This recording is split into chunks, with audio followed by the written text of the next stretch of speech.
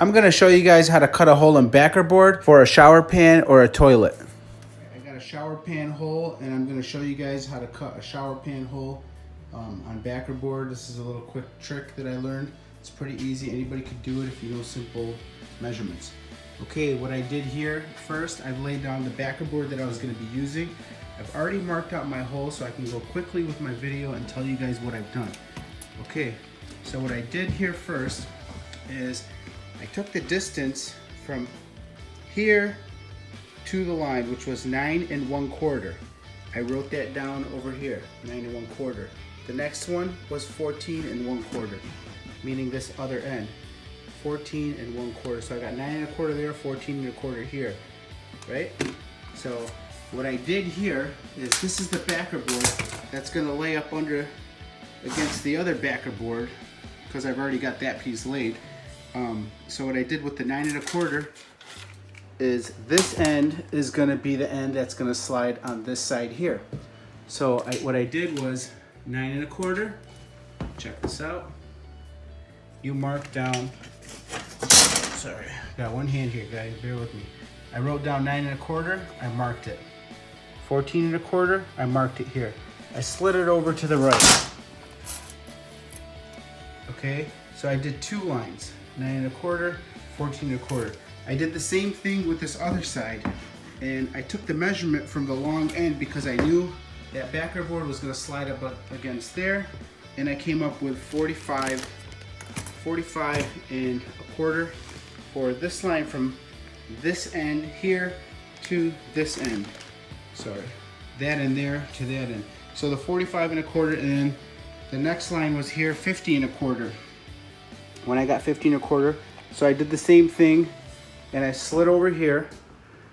I put my tape all the way here, and I marked it. What did I say? 45 1/4 there, and the 15 1/4 there.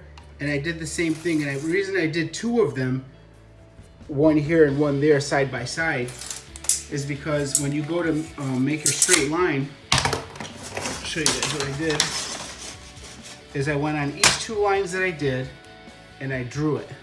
And I did the same thing with this side. I went over here and I drew a line.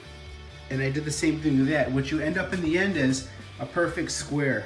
So when I go to cut this out, that little hole, I should be able to drop it right in place, right there, and that hole will be there. Use a drill a hole, and then I'm gonna take a jigsaw and I'm gonna cut around it. I'm gonna show you guys how it lays in place. Right, so the piece that I got that's gonna move over here has to be trimmed off on the end because it's a 3-foot board right here, and we only got 29 inches going this way. Make sure to leave a little bit of a gap against the wall for drywall or rock board. Okay, so I measured 29 inches here, and I know that that's going to be the corner right there. That's going to be right over here. So we're going to trim off this end here. We got 29 inches in distance. So what I did is start from this corner here, and I've marked 29 inches there. I checked the wall on this end. I got about the same measurement, and I've also marked my line. Sorry, I got a lot of sunlight here, and I drew the line. Let me try to get you guys a better. Oh, there you go. Okay, so I drew the line right there, and you just take a little knife if you've never cut this rock board before, and I just scored it. I scored it about a few times. With this rock board, it's not like drywall where it just snaps for real easily. You actually have to measure and score the other side. If you do it just right, it'll snap. You can use a jigsaw, but that's a lot more work. To figure out how to score the back side and get it perfect, what I've done is lifted my board up, and I'll show you guys what I've done on the other side. Is I came around here and I actually got my scored board there, and I came around and I took my knife and I scored on the exact same side. Did the same thing with the other end. I'm gonna take a, where did it go? Right there, that 3-foot or 4-foot board. I'm gonna lay it across it and mark it and score it. Over now, and I've marked it. I'm just gonna score it, and then it should snap real easy. You can see I scored both sides. I needed 2 hands to actually bend it, and I bent it up against the floor with my feet right over there, and just pulled up, and it eventually snapped. Nice, good, clean cut right there. We're gonna place the backer board in and see how that cut came out. Over the backer board onto our hole. Let's see how this came out.